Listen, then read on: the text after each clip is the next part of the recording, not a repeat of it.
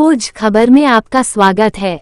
गुरु पूर्णिमा के पूर्व संध्या पर वाराणसी के पड़ाव स्थित श्री सर्वेश्वरी समूह के वार्षिक प्रतिवेदन के अवसर पर आयोजित पत्रकार वार्ता में समूह के पदाधिकारियों द्वारा बताया गया कि वर्ष 2023-24 में समूह द्वारा 1 लाख व्यक्तियों की चिकित्सा की गई, जिसमें पंजीकृत रोगियों की संख्या 81,490 थी। विकास के नाम पर वनों की अंधाधुंध कटाई व खनन इत्यादि से उत्पन्न पर्यावरणीय संकट से विलुप्त हो रहे पक्षियों हेतु पंछी को दाना पंछी को पानी अभियान चलाया जा रहा है, जिसके तहत सर्वेश्वरी सैनिक गांव व नगरों में पक्षियों को दाना पानी के लिए मिट्टी के पात्र बांट रहे हैं। वृक्षारोपण अभियान के तहत 20,745 पौधे लगाए गए।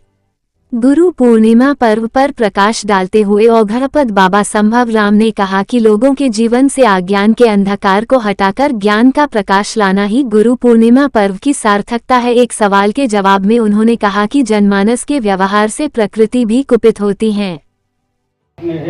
उपेक्षित मंदिरों की साफ सफाई व इसका पूजन कर इसकी अनिवार्यता बताई गई। नशा मुक्त समाज तथा उच्च चारित्रिक विकास हेतु स्कूलों व कॉलेजों में निबंध प्रतियोगिताएं आयोजित कर बच्चों को पुरस्कृत कर उनका उत्साह वर्धन किया गया। मूक, बधिर, मंदबुद्धि तथा दृष्टिहीन बच्चों को उनके विद्यालयों में जाकर उनके शारीरिक व मानसिक विकास से आवश्यक सामग्रियां प्रदान की गई। अवधूत भगवान राम नर्सरी विद्यालय में प्रथम, द्वितीय व तृतीय स्थान पाने वाले विद्यार्थियों को सर्वेश्वरी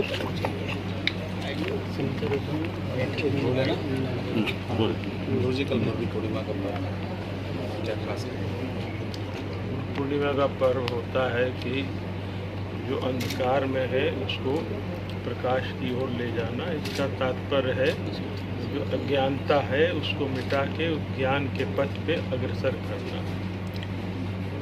गुरुजी वर्तमान राजनीतिक प्रदेश में गुरुओं की क्या भूमिका है?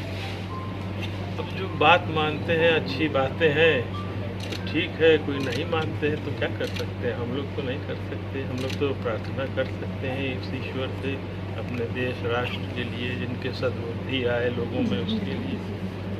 गुरुजी, इस अभी समाज में बहुत सारे लोग ऐसे हैं जो गुरु के नाम पर जनता को गुमराह करते हैं। जैसे हाथरस में हाल ही में कांड हुआ, सैकड़ों लोग उन्हें अपनी जान गंवा दी। क्या कहना चाहेंगे ऐसे लोगों को जो सच्चाई की तरफ जाए, सच्चे गुरु की खोज कर रहे हैं? उसके लिए क्या कहा जाएगा। इतना जनसंख्या है, इतनी भीड़ है, आदमी शांति के लिए कहीं ना कहीं जाता है। अब कौन कैसा है क्या है ये तो उस पर निर्भर करता है। गुरुजी, आपके दर्शन के लिए भी कल लाखों की संख्या में लोग भक्त आएंगे। भक्तों से आपकी क्या अपील रहेगी?